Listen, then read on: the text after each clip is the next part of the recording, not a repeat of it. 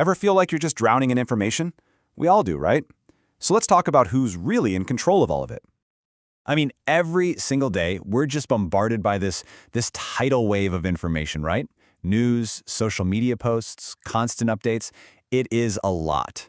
But have you ever just, stopped and asked yourself, who's actually steering the ship here? In all that noise, who is really setting the agenda? Well, the answer might actually surprise you. Today, we're going to dig into how a PhD in mass communication can give you the tools not just to join the conversation, but to actually lead it.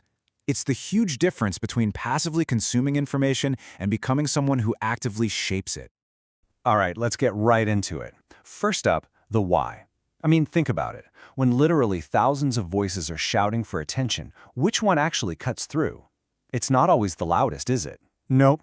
It's the one that's backed by some serious knowledge and the skill to critically analyze what's really going on. And that is the key insight right there. Real influence, it isn't about having the biggest megaphone. It's all about credibility. A PhD, it gives you that analytical firepower to slice right through the static, so your voice isn't just heard, it's respected, it's trusted, and that is a whole different level. Okay, so if that's the why, then what about the what? What kind of actual power does this degree give you? Let's break down the tangible skills, the stuff that really lets you take the lead in those crucial conversations. So you can think of a PhD in this field as building, let's say, 4 core powers. First, you become a true subject matter expert. You go deep. From there, you develop these incredibly advanced research skills, and those skills, they empower you to create real strategic impact. And ultimately, you contribute brand new knowledge to how we all understand the media world.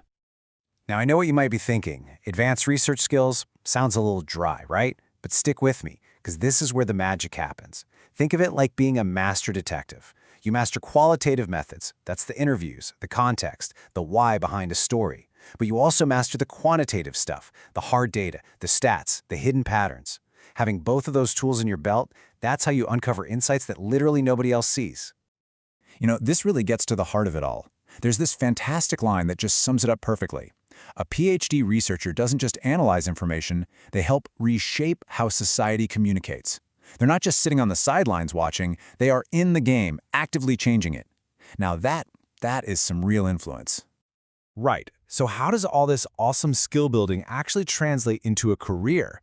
Our next section covers the how, and let me tell you, we're about to bust one of the biggest myths out there when it comes to a PhD like this. You've heard it a million times, right? The stereotype. Oh, you're getting a PhD? So you're going to be a professor forever?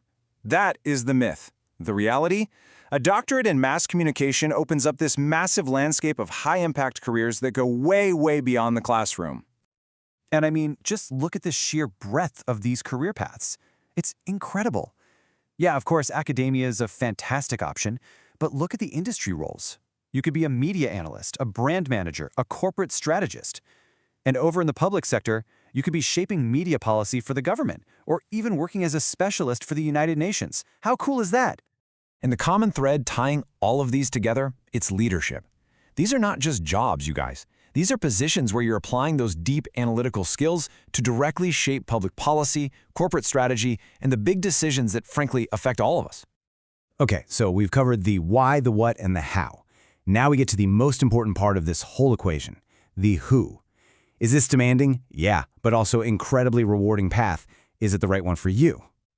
So let's do a quick little self-assessment here. Just be honest with yourself.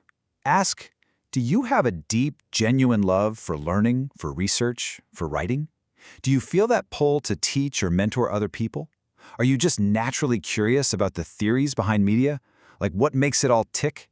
And maybe most importantly, do you have a goal to influence policy or strategy on a really large scale? If you found yourself nodding along to those, well, this could very well be your path. Okay, let's wrap this up and bring it all together with the final takeaway. Because beyond all the skills and the cool career paths, pursuing this PhD fundamentally changes the way you see everything. I absolutely love this metaphor for it. A PhD is a bridge. Just picture that. It connects the world of deep, sometimes abstract, theoretical knowledge with the world of real, practical, on-the-ground impact. It's the thing that lets you take these complex ideas and turn them into meaningful action. So when you boil it all down, this is so much more than just a piece of paper for your wall. It's like getting a new lens, a new framework that lets you not just understand the world around you, but gives you the actual tools to help change it for the better.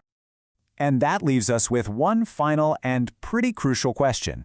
When you look around at the absolutely massive communication challenges we're all facing today, I'm talking about everything from digital misinformation spreading like wildfire to these deep, painful cross-cultural misunderstandings, who is going to step up and solve them?